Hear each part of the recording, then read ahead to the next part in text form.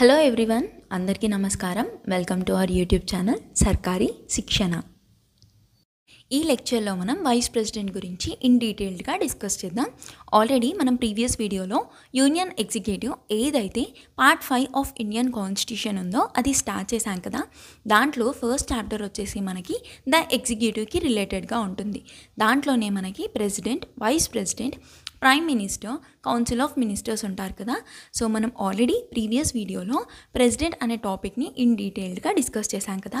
So ఈ వీడియోలో మనం వైస్ ప్రెసిడెంట్కి రిలేటెడ్గా ఉన్న అన్నీ కూడా డీటెయిల్డ్గా డిస్కస్ చేద్దాం. సో ఈరోజు ఈ లెక్చర్లో మనం 63 నుండి 71 వరకు అన్ని ఆర్టికల్స్ కూడా డిస్కస్ చేద్దాం. ఫస్ట్ ఆర్టికల్ వచ్చేసి article 63.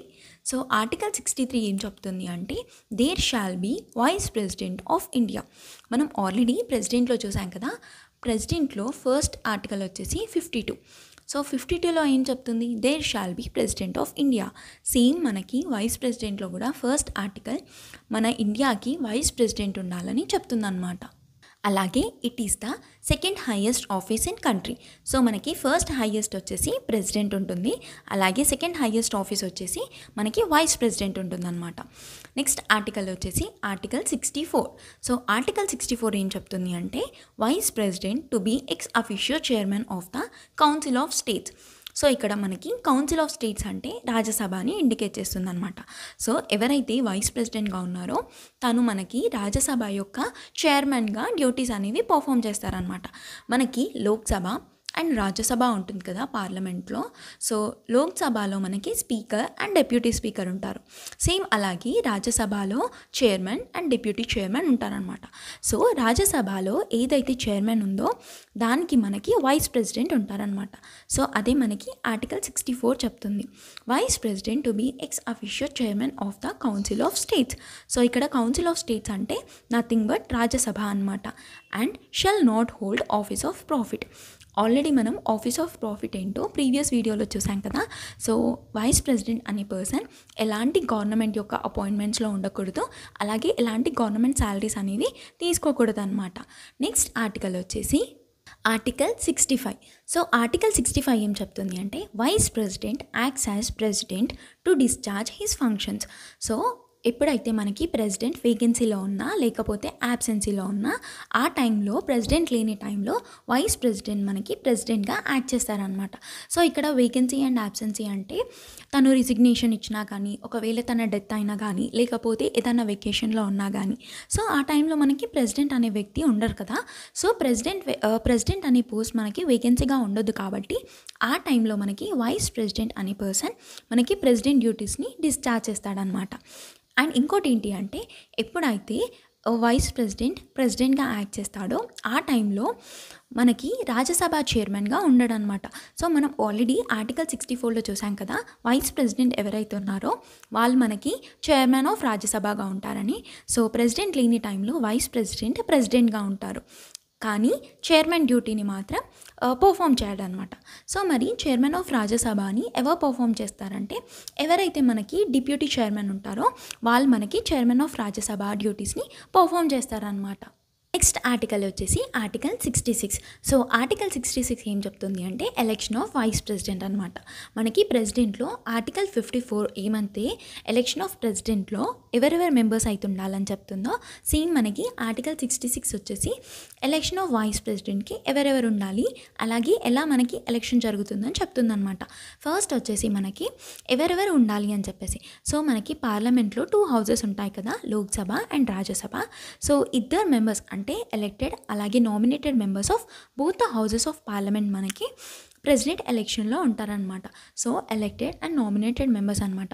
So MPs of both the houses ఉంటారు. అలాగే స్టేట్ లెజిస్లేటివ్ అసెంబ్లీకి సంబంధించిన ఎలెక్టెడ్ మెంబర్స్ అయితే ఇక్కడ మనకి వైస్ ప్రెసిడెంట్ ఎలక్షన్లో ఉండరు. మనం ఒకసారి రివైజ్ చేస్తే ప్రెసిడెంట్ ఎలక్షన్లో elected members of both the houses ఉంటారు, అలాగే elected members of state legislative assembly ఉంటారు, అలాగే elected members of state legislative assemblies of union టెరిటరీకి సంబంధించిన ఢిల్లీ అండ్ పుదుచ్చేరి వాళ్ళు కూడా ఉంటారు కదా. కానీ వైస్ ప్రెసిడెంట్ ఎలక్షన్లో elected and nominated members of both the houses of parliament మాత్రమే ఉంటారనమాట. అలాగే ఎలక్షన్ అనేది ఎలా జరుగుతుందంటే సేమ్ మనకి president election by means of single transferable vote జరుగుతుంది కదా ఇండైరెక్ట్గా, సేమ్ మనకి వైస్ ప్రెసిడెంట్ ఎలక్షన్స్ కూడా అలాగే జరుగుతాయి అనమాట. By system of proportional representation by means of single transferable vote. So దీనికి రిలేటెడ్గా మనం ఆల్రెడీ ప్రీవియస్ వీడియోలో డిస్కస్ చేశాం. నెక్స్ట్ వచ్చేసి క్వాలిఫికేషన్స్. సో వైస్ ప్రెసిడెంట్కి కావాల్సిన క్వాలిఫికేషన్స్ ఏంటి అని. సో ఫస్ట్ వచ్చేసి he must be citizen of India, and ఇంకోటి వచ్చేసి 35 years ఆఫ్ ఏజ్. సో ఈ టూ కూడా మనకి ప్రెసిడెంట్కి కూడా ఉంటాయి. అలాగే qualified for the election as a member of Rajya Sabha. మనకి ప్రెసిడెంట్లో as a member of Lok Sabha ఉంటుంది, కానీ వైస్ ప్రెసిడెంట్లో as a member of Rajya Sabha అనమాట. అండ్ ఇంకోటి ఏంటి, no office of profit. So అన్నీ కూడా సేమే, ఓన్లీ ఇక్కడ రాజ్యసభకి అయితే అక్కడ qualified for the election as a member of Lok Sabha ఉంటుందన్నమాట. సేమ్ మనకి నామినేషన్ వేయడానికి 50 ప్రపోజర్స్ ఉండాలి, అలాగే 50 సెకండర్స్ ఉండాలి. అండ్ ఇంకోటి ఏంటి, 15,000 రూపీస్ మనకి డిపాజిట్ చేయాలన్నమాట. ఎక్కడ, రిజర్వ్ బ్యాంక్ ఆఫ్ ఇండియాలో. సో అంతా కూడా సేమే, ఒక్క డిఫరెన్స్ ఏంటి అంటే అక్కడ మనకి as a member of Lok Sabha ఉండాలి, ఇక్కడ మనకి as a member of Rajya Sabha ఉండాలన్నమాట. నెక్స్ట్ ఆర్టికల్ వచ్చేసి ఆర్టికల్ 67. సో ఆర్టికల్ 67 ఏం చెప్తుంది అంటే term of office of vice president అనమాట. సో ఎన్ని ఇయర్స్ ఉండాలి అంటే మనకి 5 years వరకు ఉండాలి. అలా కాకుండా ఎప్పుడన్నా తను వెకేట్ చేయొచ్చు అనమాట. ఎలా, రిసిగ్నేషన్ అనేది మనకి ప్రెసిడెంట్కి ఇస్తాడు. సో ప్రెసిడెంట్ పాయింట్ ఆఫ్ వ్యూలో మనకి term of office of president మనకి 5 years ఉంటుంది. అలాగే ప్రెసిడెంట్ యొక్క రిసిగ్నేషన్ వైస్ ప్రెసిడెంట్కి ఇస్తాడు, అలాగే వైస్ ప్రెసిడెంట్ యొక్క రిసిగ్నేషన్ మనకి ప్రెసిడెంట్కి ఇస్తారనమాట. సో ఇక్కడ వైస్ ప్రెసిడెంట్ యొక్క రిసిగ్నేషన్ అనేది ప్రెసిడెంట్కి ఇస్తారు. అలాగే can be removed from his office by passing A resolution of Rajya Sabha by special majority and agree to Lok Sabha అనమాట. సో మనం ఆల్రెడీ ప్రీవియస్ వీడియోలో ఆర్టికల్ 61లో ఇంపీచ్మెంట్ ఆఫ్ ప్రెసిడెంట్ గురించి డిస్కస్ చేశాం కదా, సేమ్ మనకి అలాగే ఇక్కడ కూడా చేస్తారనమాట, రిమూవల్ ఆఫ్ వైస్ ప్రెసిడెంట్. కానీ ఇక్కడ మనం ఇంపీచ్మెంట్ అని ఏమన్నాము, రిమూవ్ ఫ్రమ్ హిస్ ఆఫీస్ అని డైరెక్ట్గా అంటాము. అండ్ అక్కడ ఇంపీచ్మెంట్ చేసేటప్పుడు సేమ్ ప్రాసెస్ ఏదైతే ఉంటుందో సేమ్ ఇక్కడ కూడా అదే ఉంటుంది. కానీ ఒక్క డిఫరెన్స్ ఏంటి అంటే అక్కడ రిజల్యూషన్ అనేది ఏదో ఒక హౌస్లో పాస్ చేయొచ్చు కదా, ఐదర్ లోక్సభ కానీ రాజ్యసభ కానీ ఇక్కడ మాత్రం కంపల్సరీ మనకి రిజల్యూషన్ అనేది రాజ్యసభ నుండే పాస్ అవ్వాలన్నమాట. అండ్ రాజ్యసభ నుండి స్పెషల్ మెజారిటీ అవ్వాలి, అలాగే లోక్సభ వాళ్ళు సింపుల్ మెజారిటీతోనే అగ్రి చేయాలన్నమాట. సో ఫస్ట్ మనకి రిజల్యూషన్ అనేది పాస్ అయిన తర్వాత సేమ్ 14 days నోటీస్ అనేది వైస్ ప్రెసిడెంట్కి ఇస్తారు. తర్వాత మనకి లోక్సభ నుండి సింపుల్ మెజారిటీతో పాస్ అయితే వైస్ ప్రెసిడెంట్ అనే వాళ్ళు రిమూవ్ అవుతారనమాట ఆఫీస్ నుండి. నెక్స్ట్ ఆర్టికల్ వచ్చేసి ఆర్టికల్ 68. సో ఆర్టికల్ 68 ఏం చెప్తుంది అంటే time of holding re election to fill the vacancy in the office of vice president. So ఏ టైంలో మనకి వైస్ ప్రెసిడెంట్ యొక్క సీట్ అనేది వెకేట్ అవుతుంది అంటే on the expiry of his or her tenure of 5 years. So మనకి term అనేది 5 years ఉంటుంది కదా, సో 5 years తర్వాత కంపల్సరీ ఎలక్షన్ అనేది పెట్టాలి. ఇంకోటి ఏంటి అంటే by his or her resignation అనమాట. సో ఎప్పుడైతే తనకి రిసిగ్నేషన్ ఇవ్వాలి అనిపించింది అనుకో ప్రెసిడెంట్కి, అప్పుడు కూడా మనకి సీట్ అనేది వేకెన్సీ అవుతుంది. అలాగే on his or her removal by parliament. So parliament remove చేసినా కానీ వేకెంట్ అవుతుంది. అలా కాకుండా by his or her death అనమాట. సో చనిపోయినా అవుతుంది, పార్లమెంట్ నుండి రిమూవ్ చేసినా అవుతుంది, రిజిగ్నేషన్ ఇచ్చినా అవుతుంది. 5 years తర్వాత కంప్లీట్ అయినా కానీ ఎలక్షన్ అనేది కండక్ట్ చేయాల్సి వస్తుంది. అండ్ ఇంకోటి ఏంటి అంటే when he or she becomes disqualified to hold office or when his or her election is declared null and void.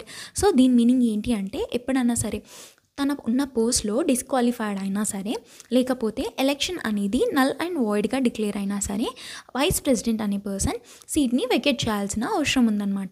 So ఇదంతా కూడా మనకి ఆర్టికల్ 68లో ఉంది. నెక్స్ట్ ఆర్టికల్ వచ్చేసి ఆర్టికల్ 69. సో ఆర్టికల్ 69 ఏం చెప్తుంది అంటే oath or affirmation by the vice president. So మనకి వైస్ ప్రెసిడెంట్ అనే పర్సన్కి ఎవరు ఓత్ ఇస్తారని అడుగుతుంది. సో మనకి president administers the oath to vice president. మనకి ప్రెసిడెంట్కి ఎవరు ఇస్తారు, CJI ఆఫ్ ఇండియా అంటే చీఫ్ జస్టిస్ ఆఫ్ ఇండియా ఎవరైతే ఉంటారో వాళ్ళు మనకి ప్రెసిడెంట్కి ఓత్ ఇస్తారనమాట. కానీ వైస్ ప్రెసిడెంట్కి ఎవరిస్తారో president administers the oath to vice president అనమాట. నెక్స్ట్ ఆర్టికల్ వచ్చేసి ఆర్టికల్ 70. సో ఆర్టికల్ 70లో ఏముంటుంది అంటే discharge of president functions in other contingency. So దీని మీనింగ్ ఏంటి అంటే parliament may make such provisions as it things fit for discharge of functions of president in in any contingency not provided for in this chapter. So దీని meaning ఏంటి అంటే ప్రెసిడెంట్కి different powers అనేవి ఉన్నాయి కదా. So legislative power కానీ, executive functions కానీ, judiciary functions కానీ. So ఏవైతే కాన్స్టిట్యూషన్లో ఇవన్నీ కూడా ఉన్నాయి, కానీ కాన్స్టిట్యూషన్లో లేని ఫంక్షన్స్ ఎప్పుడన్నా ఏదైనా ఎమర్జెన్సీ టైంలో చేయాల్సి వస్తే ప్రెసిడెంట్ చేయాల్సిన అవసరం ఉంది, కానీ అది మనకి కాన్స్టిట్యూషన్లో లేదు. సో అలాంటప్పుడు పార్లమెంట్ దానికి రిలేటెడ్గా లా అనేది పర్ఫామ్ చేసి ప్రెసిడెంట్ని ఆ ఫంక్షన్స్ని పర్ఫామ్ చేయమని చెప్తుందన్నమాట. సో అదే మనకి ఆర్టికల్ 70లో ఉంటుంది. సో ఆర్టికల్ 70 ఏం చెప్తుంది అంటే discharge of president's function in other contingency. And next article వచ్చేసి ఆర్టికల్ 71. సో ఆర్టికల్ 71 ఏంటి అంటే matters related to or connected with the election of a president or vice president. So మనకి vice president అలాగే president యొక్క elections జరుగుతాయి కదా. So జరిగినప్పుడు దానికి రిలేటెడ్గా ఏ మ్యాటర్ ఉన్నా కూడా మనకి ఫైనల్గా డిసైడ్ చేయడానికి సుప్రీంకోర్టు అనేది ఉంటుందన్నమాట. So the power to enquire into and decide all doubts and disputes. So మనకి ఉన్న డౌట్స్ అన్నీ కూడా, డిస్ప్యూట్స్ అన్నీ కూడా ఏవైతే మనకి ఎలక్షన్కి రిలేటెడ్గా ఉంటుందో అదంతా కూడా మనకి సుప్రీంకోర్టు యొక్క ఫైనల్ డెసిషన్ పైనే డిపెండ్ అయి ఉంటుందన్నమాట. సో మనకి ఆర్టికల్ 71 వచ్చేసి matter related to or connected with the election of president or vice ప్రెసిడెంట్కి రిలేటెడ్గా ఉంటుందన్నమాట. నెక్స్ట్ ఆర్టికల్ వచ్చేసి ఆర్టికల్ 72. సో ఆర్టికల్ 72 వచ్చేసి మనకి pardoning power of president. So మనం వన్స్ లెజిస్లేచర్ కంప్లీట్ చేసిన తర్వాత powers and functions of president గురించి ఇన్ డీటెయిల్డ్గా డిస్కస్ చేద్దాం. నెక్స్ట్ వచ్చేసి పవర్స్ ఆఫ్ వైస్ ప్రెసిడెంట్ గురించి. సో ఫస్ట్ వన్ వచ్చేసి మనకి ex officio chairman of Rajya Sabha. So మనకి రాజ్యసభకి చైర్మన్ అండ్ డెప్యూటీ చైర్మన్ ఉంటారు కదా. సో ఈ చైర్మన్గా మనకి వైస్ ప్రెసిడెంట్ అనే పర్సన్ యాక్ట్ చేస్తాడు. అలాగే presides the sessions of Rajya Sabha. So ఇక్కడ ప్రిసైడ్స్కి మీనింగ్ ఏంటి అంటే అధ్యక్షత వహించడం అనమాట. సో ఏదైతే రాజ్యసభ సెషన్స్ అవుతాయో దానికి హీ విల్ ప్రిసైడ్ అనమాట. అండ్ ఇంకోటి వచ్చేసి performs the duties of president in his absence. So ఎప్పుడైతే ప్రెసిడెంట్ అనే వ్యక్తి యాబ్సెన్స్లో ఉన్నాడో, వేకెన్సీ కానీ యాబ్సెన్స్ అయినా కానీ, సో ప్రెసిడెంట్ సీట్ అనేది వెకెట్గా ఉంటుంది కదా. సో ఆ టైంలో మనకి వైస్ ప్రెసిడెంటే ప్రెసిడెంట్గా యాక్ట్ చేస్తాడనమాట. సో అలా యాక్ట్ చేస్తున్నప్పుడు అంటే వైస్ ప్రెసిడెంట్ అనే వ్యక్తి లేడు, సో వైస్ ప్రెసిడెంట్ మనకి ప్రెసిడెంట్గా యాక్ట్ చేస్తాడు. సో ఇప్పుడు మరి చైర్మన్ ఆఫ్ రాజ్యసభగా కూడా వైస్ ప్రెసిడెంట్ ఉంటాడు కదా. సో తను ప్రెసిడెంట్గా ఉన్నప్పుడు చైర్మన్ ఆఫ్ రాజ్యసభకి వైస్ ప్రెసిడెంట్ అనే వ్యక్తి పర్ఫామ్ చేయొద్దనమాట. మరి చైర్మన్ ఆఫ్ రాజ్యసభకి ఎవరు పర్ఫామ్ చేస్తాడంటే ఎవరైతే వైస్ చైర్మన్ ఆఫ్ రాజ్యసభ ఉంటారో ఆ పర్సన్ చేస్తారనమాట. When he performs duties of president he does not perform as chairman of Rajya Sabha. That function అంటే చైర్మన్ ఆఫ్ రాజ్యసభ యొక్క ఫంక్షన్ని is performed by the vice chairman of Rajya Sabha అనమాట. సో మనం వైస్ ప్రెసిడెంట్కి రిలేటెడ్గా అంతా కూడా డీటెయిల్డ్గా డిస్కస్ చేశాం కదా. సో ఎవరెవరైతే ఇప్పటివరకు వైస్ ప్రెసిడెంట్గా ఉన్నారో అదంతా కూడా మనకి స్టాటిక్ పార్ట్లో ఉంటుంది. సో ఒక్కసారి అది రివైజ్ చేసుకోండి. అండ్ నాకు కింద కమెంట్ సెక్షన్లో మీకు వైస్ ప్రెసిడెంట్కి రిలేటెడ్గా ఎలాంటి డౌట్స్ ఉన్నా అడగండి. అండ్ ఇంకోటి ఏంటి అంటే సో ప్రజెంట్ మన ఇండియాకి వైస్ ప్రెసిడెంట్గా ఎవరున్నారో నాకు కమెంట్ సెక్షన్లో చెప్పండి. సో ఇదండి ఇవాళటి వీడియో. ఇలాంటి మరిన్ని వీడియోస్ కోసం సబ్స్క్రైబ్ టు సర్కారీ శిక్షణ. Please do like, comment, share and hit the bell icon for more such updates. Thank you so much for watching.